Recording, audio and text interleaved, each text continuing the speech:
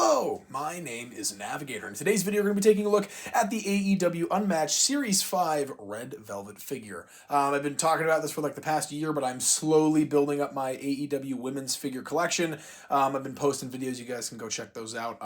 For the most part, what I've been doing is trying to collect those who are on the current roster. If it's a female wrestler who has since left AEW and pretty much is not going to come back, I won't end up buying it. But Red Velvet, it was only $8 on Amazon, so when I saw that, I was like, you know what, $8, I'm just going to get it anyways. But I'm almost positive that she actually returned, either to AEW or Ring of Honor recently. I just remember seeing her return. It was either her, no, it was definitely her. It was definitely Red Velvet. So, if I'm wrong, please correct me, but I have no comments on all my videos, so I doubt anybody will. So I'm right. There you go, because no one's going to prove me wrong. But anyways, let's take a look at the box, and then we will move on to the figure and a couple other things that I grabbed that are wrestling related. So look at the box. It was pretty beat up when I ended up getting it through the mail, but some of the other figures in the line. From this line, I have Shawn Spears for sure, obviously Red Velvet. I have the Bryan Danielson from this line as well.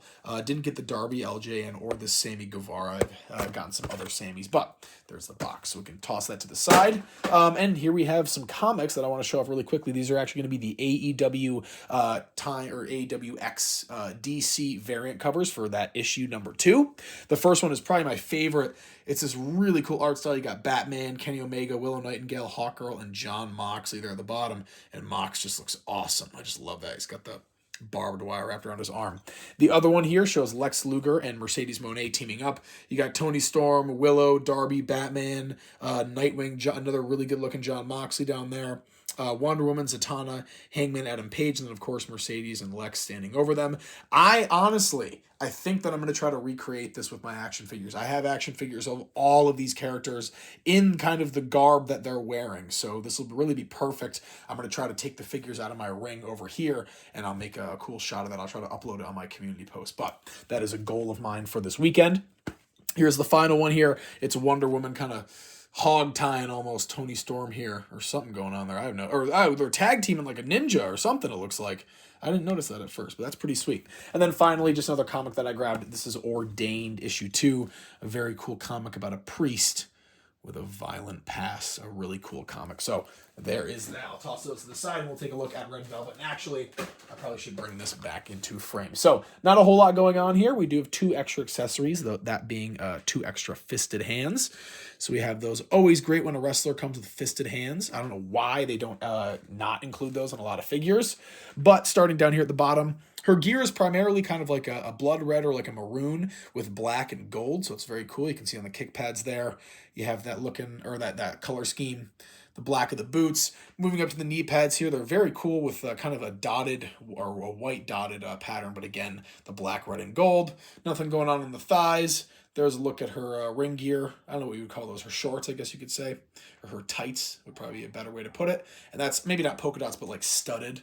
And then here is her top as well. Very cool. I like the detail on there. You can see the skin kind of through the top, which is really sweet.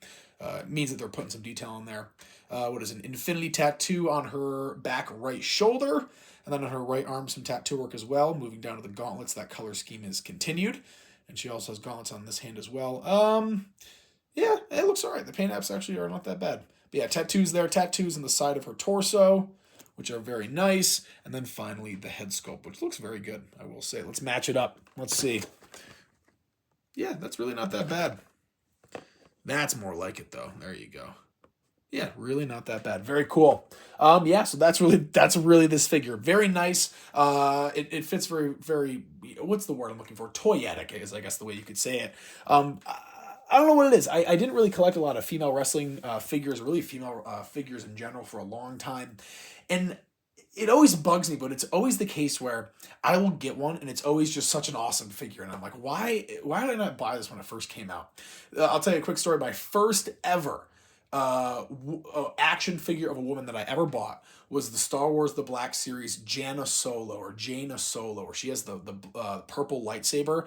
I love that figure. I think I still have it to this day. I hope I do. But yeah, so that was kind of the forbidden door for me there. But little rant there about me, becoming more progressive, broadening, opening up my eyes a little bit, you could say. But I don't know. I'm just having some fun there, ranting a little bit. But I will leave it there, folks. Once again, a review of the AEW Unmatched Series 5 Red Velvet figure. As always, my name is Navigator. Have a nice day. Take care.